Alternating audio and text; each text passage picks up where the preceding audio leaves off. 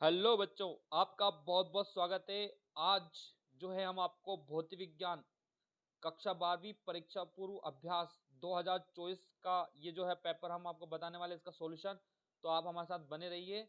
यहाँ पर आपको जो है स्क्रीन पर आप देख रहे होंगे, आपको दे रखा है सभी प्रश्न हल करना अनिवार्य है और इसके जो ऑब्जेक्टिव्स है हम आपको उसका सॉल्यूशन पूरी तरीके से बहुत अच्छे तरीके से हम आपको बताने वाले हैं।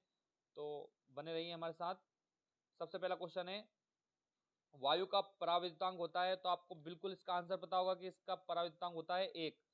सेकंड वाला है, एक तार का विशिष्ट प्रतिरोध निर्भर करता है, तो विशिष्ट प्रतिरोध हमेशा निर्भर करता है पदार्थ पर और ताप पर, दोनों पर निर्भर करता है। लेकिन अगर आपको यहाँ पे पदार्थ दे रखा है तो आपको सिर्फ पदार्थ लगाना है। अगला है, वृत्तीय धारा वाली लूप के कारण उत्पन्न चुंबकीय क्षेत्र की दिशा होगी, तो ये होगी लूप के लंबवत, लूप के तल के लंबवत, तो इसका आंसर हो जाएगा पहला वाला। इसके बाद आप देखिए, लेंज का नियम आधारित है। लेंज का नियम किस पर आधारित है? तो इन चारों में से आपने पढ़ रखा होगा कि ऊर्जा संरक्षण के नियम पर आधारित होता है, तो इसका आंसर हो जाएगा फोर्थ वाला। नेक्स्ट क्वेश्चन आप देखिए, ई वाला, यदि विद्युत चुंबकीय तरंग में विद्युत वेक्टर एक्स दिशा में और चुंबकीय वेक्टर अगर वाई दिशा में, तो वाई दिशा में हो तो उसकी संचरण दिशा की क्या होगी, है ना। विद्युत चुंबकीय तरंग की संचरण दिशा बतानी है, तो इन दोनों के भी लंबवत इसका आंसर आएगा, तो यानी कि आंसर आएगा आपका जेड, जेड दिशा इसकी हो जाएगी। थर्ड वाला इसका आंसर हो जाएगा। अगला है फा वाला क्वेश्चन, प्रकाश किरण के एक माध्यम से दूसरे माध्यम में जाने पर निम्नलिखित में से कौन सी राशि नहीं बदलती, तो इसका आपका आंसर होने वाला है, यहाँ पर क्या नहीं बदलता है, तो यहाँ पर आवृत्ति कभी भी नहीं बदलती है। आप किसी भी क्वेश्चन में देखोगे तो आपको पता चल जाएगा कि आवृत्ति जो होती है, चाहे माध्यम बदले या ना बदले, कोई तरंग हो, प्रकाश किरण हो, विकिरण हो, जब एक माध्यम से दूसरे माध्यम में जाता है तो उसकी आवृत्ति नहीं बदलती है। इसके बाद हम ले लेते हैं नेक्स्ट, ये इंग्लिश में क्वेश्चन दे रखे हैं, तो इसके हिसाब से आप इंग्लिश में भी, जो बच्चे इंग्लिश मीडियम वाले वो भी टिक कर सकते हैं। हाँ, तो रिक्त स्थान आ जाते हैं। सबसे पहला है आपका, फोटान का विराम द्रव्यमान होता है, तो आपको आंसर लगाना है शून्य। क्या होता है? शून्य। उसका सेकंड वाला, रिडबर्ग नियतांक, नियतांक लिखा हुआ है, आर का मान बताना है, तो रिडबर्ग नियतांक का आपको मान बताना है। यहाँ पे नाभिक वाले चैप्टर का ये है, तो इसको बताना है 1.03 इंटू 10 की पावर 7, 10 की पावर 7 आएगा आंसर इसका, और ये आएगा मीटर इनवर्स में। किस में आएगा? मीटर इनवर्स में। थर्ड वाला है, इलेक्ट्रॉन नाभिक के चारों ओर केवल उन कक्षाओं में परिक्रमण करता है जिनके लिए कोणीय संवेग का मान, कोणीय संवेग का मान का पूर्ण गुणज होता है, तो किसका पूर्ण गुणज होता है? तो आप इसमें आंसर लिख लीजिए, h/2 पाई का पूर्ण गुणज होता है, h/2 पाई इसका आंसर होगा। ठीक है, तो हम इसको थोड़ा सा रफ कर देते हैं यहाँ पर, ताकि अगले क्वेश्चंस का आंसर हम आपको बता सकें। हाँ, तो नेक्स्ट क्वेश्चन देखिएगा, सिलिकॉन परमाणु में बाह्यतम कक्षा में इलेक्ट्रॉन पाए जाते हैं, तो चाहे सिलिकॉन हो चाहे जर्मेनियम हो, इन सब में पाए जाते हैं 4 इलेक्ट्रॉन। कितने पाए जाते हैं? 4 इलेक्ट्रॉन इसमें पाए जाते हैं। बहुत बढ़िया। तो यहाँ पे जो है आपको बच्चों को बहुत अच्छे तरीके से समझ में आ रहा होगा। नेक्स्ट क्वेश्चन हम देखते हैं, पांचवा, 3 माइक्रोफेरेड के 3 संधारित्र श्रेणी क्रम में संयोजित है, तो कुल संयोजन की तुल्य धारिता होगी। तो 3 माइक्रोफेरेड के 3 संधारित्र संयोजित है किसमें? श्रेणी क्रम में, है ना, श्रेणी क्रम दे रखा है। तो श्रेणी क्रम में जो फॉर्मूला होता है वो होता है आपका 1/c=1/c=1/c1 plus 1/c2 plus 1/c3। जब आप c1 c2 c3 के मान 3 3 3 रखेंगे तो आपका आंसर जो आएगा 3/3 यानी कि 1 माइक्रोफेरेड आ जाएगा। कितना आंसर आ जाएगा? तो आपका आंसर आने वाला है पे 1 माइक्रोफेरेड, 1 माइक्रोफेरेड आपका आंसर आ जाएगा।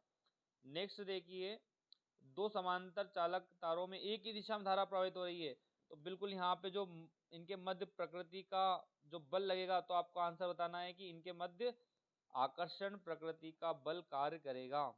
नेक्स्ट है, अब आ जाइए सत्य असत्य पर।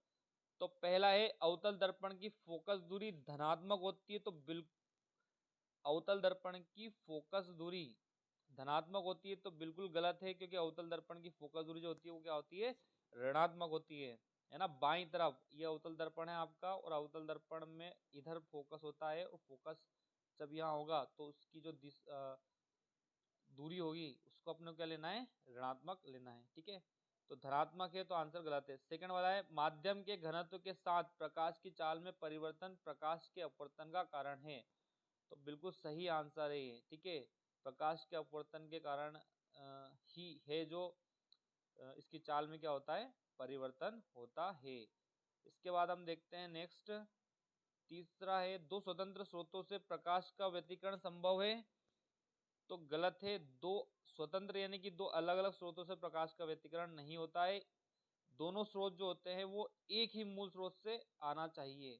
फोर्थ क्वेश्चन है एक फोटान केवल एक इलेक्ट्रॉन को ही उत्सर्जित करता है, तो इसका आंसर हो जाएगा सही, एक फोटान केवल एक इलेक्ट्रॉन को उत्सर्जित करता है। ये हमने अल्बर्ट आइंस्टीन का जो प्रकाश विद्युत प्रभाव का समीकरण है उसमें के सहायता से हमने इसको सीखा था। पांचवा हाइड्रोजन परमाणु की आयनन ऊर्जा 13.6 इलेक्ट्रॉन होती, तो बिल्कुल राइट है, 13.6 ही उसकी होती है आयनन ऊर्जा। चलते हैं नेक्स्ट क्वेश्चन पे, ये है आपके सामने जोड़ी, बहुत सरल सी जोड़ी आपको दे रखी है, आपको सिर्फ यहाँ पर भौतिक राशियों के नाम दे रखे हैं और आपको मिलाना है उनके मात्रकों से।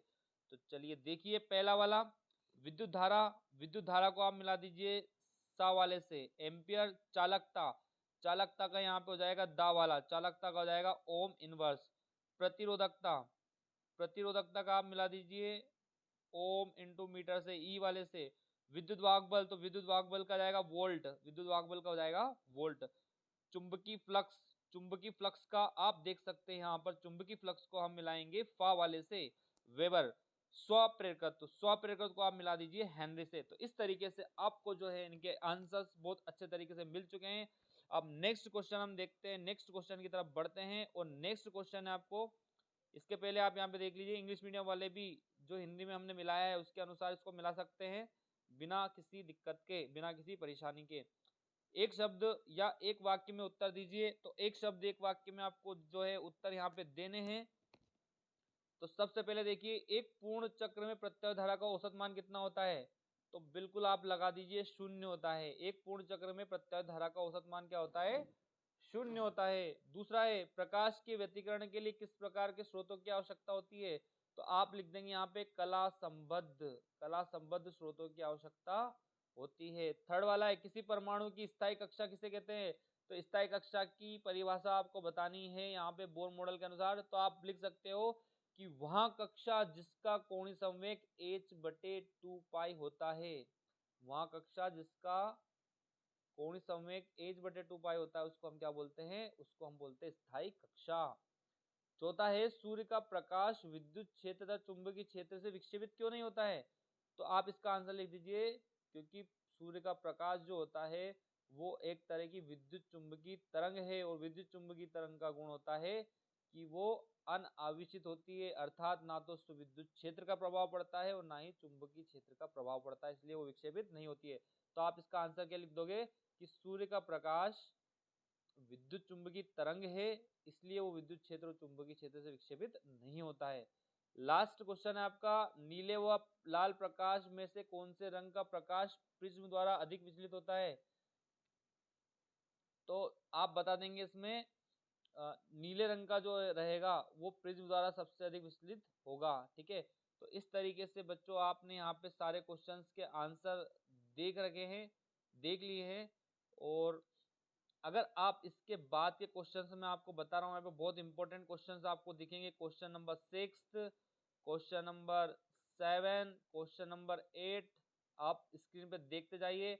अगर आप चाहते हैं इन क्वेश्चनों के सॉल्यूशन तो बिल्कुल कमेंट बॉक्स में जरूर कमेंट करके बताएं, तो हम आपको इन सारे क्वेश्चंस के एक एक करके सॉल्यूशन जो है बिल्कुल उपलब्ध करवाएंगे और सहायता करेंगे आपकी बोर्ड एग्जाम को आसान बनाने में, आपकी बोर्ड एग्जाम में आपकी सहायता करने में। तो हमारी टीम जो फिजिक्स की आत्मा वो आपके साथ है, आपको जो भी आवश्यकता होती है वो आप कमेंट करके अवश्य बताएं। तो इसी के साथ जय हिंद जय भारत।